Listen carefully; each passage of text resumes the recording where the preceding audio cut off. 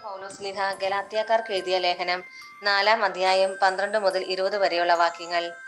സഹോദരരെ, ഞാൻ നിങ്ങളോട് അപേക്ഷിക്കുന്നു, നിങ്ങൾ എന്നെപ്പോലെ ആകുവിൻ. ഞാൻ തന്നെയും നിങ്ങളെപ്പോലെയാണല്ലോ. നിങ്ങൾ എന്നോട് യാതൊരു തിന്മയും പ്രവർത്തിച്ചിട്ടില്ല. ഞാൻ ആദ്യമേ നിങ്ങളോട് സുവിശേഷം പ്രസംഗിച്ചത് എനിക്ക് ശാരീരിക അസ്വസ്ഥ്യം ഉള്ള അവസരത്തിലാണെന്ന് നിങ്ങൾക്കറിയാമല്ലോ. എൻ്റെ ശരീരസ്ഥിതി നിങ്ങൾക്കൊരു പരീക്ഷയായിരുന്നിട്ടും നിങ്ങൾ എന്നെ നിന്ദിക്കുകയോ വെറുക്കുകയോ ചെയ്തില്ല. മറിച്ച് എന്നെ ഒരു ദൈവദൂതനെ പോലെ, യേശു ക്രിസ്തുവിനെ പോലെ തന്നെ നിങ്ങൾ സ്വീകരിച്ചു. നിങ്ങളുടെ ആ സന്തോഷം ഇന്ന് എവിടെ? സാധിക്കുമായിരുന്നെങ്കിൽ നിങ്ങൾ സ്വന്തം കണ്ണുകൾ പോലും ചൂഴ്ന്നെടുത്ത് തരുമായിരുന്നെന്ന് എനിക്ക് ബോധ്യമുണ്ട്. അങ്ങനെയിരിക്കെ നിങ്ങളോട് സത്യം തുറന്നു പറഞ്ഞതുകൊണ്ട് ഞാൻ നിങ്ങളുടെ ശത്രുവായി എന്നോ?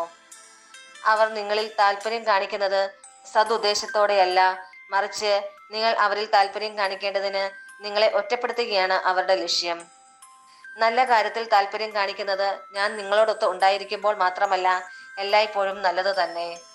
എൻ്റെ കുഞ്ഞുമക്കളെ, ക്രിസ്തു നിങ്ങളിൽ രൂപപ്പെടുന്നതുവരെ വീണ്ടും ഞാൻ നിങ്ങൾക്ക് വേണ്ടി ഈറ്റുനോവ് അനുഭവിക്കുന്നു. ഇപ്പോൾ നിങ്ങളുടെ ഇടയിൽ സന്നിഹിതനായിരിക്കാനും എൻ്റെ സംസാര രീതി തന്നെ മാറ്റാനും സാധിച്ചിരുന്നെങ്കിൽ എന്ന് ഞാൻ ആഗ്രഹിക്കുന്നു. എന്തെന്നാൽ നിങ്ങളെക്കുറിച്ച് ഞാൻ അസ്വസ്ഥനാണ്. നമ്മുടെ കർത്താവായ മിശിഹായിക്ക് സ്തുതി. വിശുദ്ധ യോഹന്നാൻ അറിയിച്ച സുവിശേഷം 14-ാം അധ്യായം 1 മുതൽ 7 വരെയുള്ള വാക്യങ്ങൾ. നിങ്ങളുടെ ഹൃദയം അസ്വസ്ഥമാകേണ്ട. ദൈവത്തിൽ വിശ്വസിക്കുവിൻ, എന്നിലും വിശ്വസിക്കുവിൻ. എൻ്റെ പിതാവിൻ്റെ ഭവനത്തിൽ അനേകം വാസസ്ഥലങ്ങളുണ്ട്. ഇല്ലായിരുന്നെങ്കിൽ നിങ്ങൾക്ക് സ്ഥലം ഒരുക്കാൻ പോകുന്നുവെന്ന് ഞാൻ നിങ്ങളോട് പറയുമായിരുന്നോ? ഞാൻ പോയി നിങ്ങൾക്ക് സ്ഥലം ഒരുക്കി കഴിയുമ്പോൾ ഞാൻ ആയിരിക്കുന്നിടത്ത് നിങ്ങളും ആയിരിക്കേണ്ടതിന് ഞാൻ വീണ്ടും വന്ന് നിങ്ങളെ കൂട്ടിക്കൊണ്ടുപോകും. ഞാൻ പോകുന്നിടത്തേക്കുള്ള വഴി നിങ്ങൾക്കറിയാം. തോമസ് പറഞ്ഞു, കർത്താവേ, നീ എവിടേക്ക് പോകുന്നുവെന്ന് ഞങ്ങൾക്കറിഞ്ഞുകൂടാ, പിന്നെ വഴി ഞങ്ങൾ എങ്ങനെ അറിയും?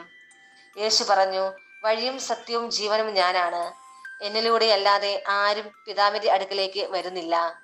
നിങ്ങൾ എന്നെ അറിഞ്ഞിരുന്നുവെങ്കിൽ എൻ്റെ പിതാവിനെയും അറിയുമായിരുന്നു. ഇപ്പോൾ മുതൽ നിങ്ങൾ അവനെ അറിയുന്നു, നിങ്ങൾ അവനെ കാണുകയും ചെയ്തിരിക്കുന്നു. നമ്മുടെ കർത്താവായ മിശിഹായിക്ക് സ്തുതി.